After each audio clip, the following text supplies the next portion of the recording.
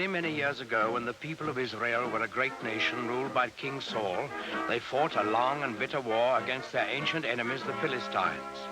In those days, soldiers used swords and spears and bows and arrows, and they wore heavy armor and carried shields to protect themselves in battle, so that only the biggest and strongest men were taken into the army.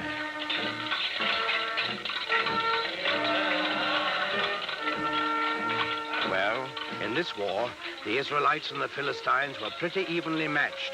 They fought many hard battles, and each side lost many men, but neither side could completely conquer the other.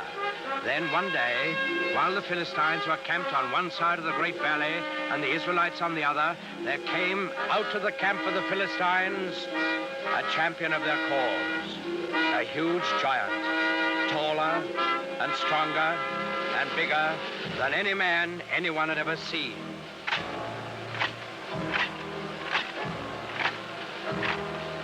He wore very heavy armor, and his face was fierce and cruel, so fierce and cruel that it would strike fear into the hearts of the bravest. This was Goliath, the giant of Gath. He strode to the center of the valley, faced the armies of Israel, and in a voice like thunder, he hurled this defiance at them. I am Goliath, the giant of Gath, and the Philistines have chosen me as their champion. You, soldiers of Israel, choose a man for you, and let him come down here and fight with me. If he kills me, we will be the servants of Israel. If I kill him, you will be slaves to the Philistines.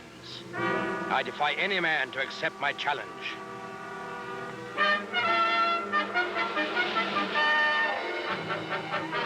When the men of Israel saw Goliath and heard his defiant challenge, they were afraid, for they had no one to match his size and strength. Not one among them dared go down and do battle with the giants. Not, that is, until the shepherd boy David heard Goliath's challenge. Now, David was just a boy. He knew nothing about swords and spears and fighting wars. But he was a thoughtful boy, too, and a good boy, because he believed in God and trusted in him. So, when he heard Goliath defying King Saul's army, he turned to his brothers and said, "In defying the army of Israel, Goliath defies God. Is there no one here to go out and do battle against the enemy of the Lord?" David's brothers were first surprised and then angry at him. "Go back to your flocks and leave wars to fighting men." But David wouldn't be put off. "I will do it," he said. "Send word to King Saul. Tell him that I will go down into the valley and do battle with Goliath the giant." When the king saw how determined David was, he gave him his blessing and offered him his own royal armor and sword. But David wouldn't take them. He wasn't a soldier. Instead, he went to a nearby stream and selected 5 smooth stones. He put these in his shepherd's bag. He took his stick in his left hand, and in his right hand he held a slingshot. That's all. With both armies looking on, excited and expectant, David went down into the valley to meet Goliath.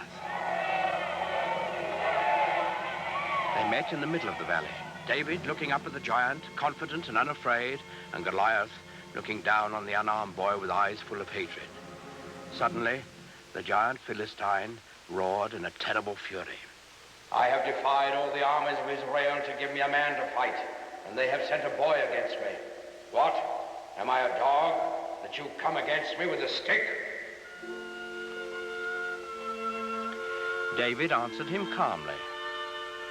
"I come against you in the name of the Lord of hosts, the God of the armies of Israel, whom you have defied. Your sword and your spear and your shield will not save you, Goliath, for this day you shall learn that the Lord fights on the side of right." Goliath let out an angry snarl. "So be it. Defend yourself, boy." Goliath the giant rushed forward to make quick work of the boy champion of the Israelites. David stood his ground. He reached into his shepherd's bag, took out 1 stone. He fixed it in his slingshot, and he let it fly.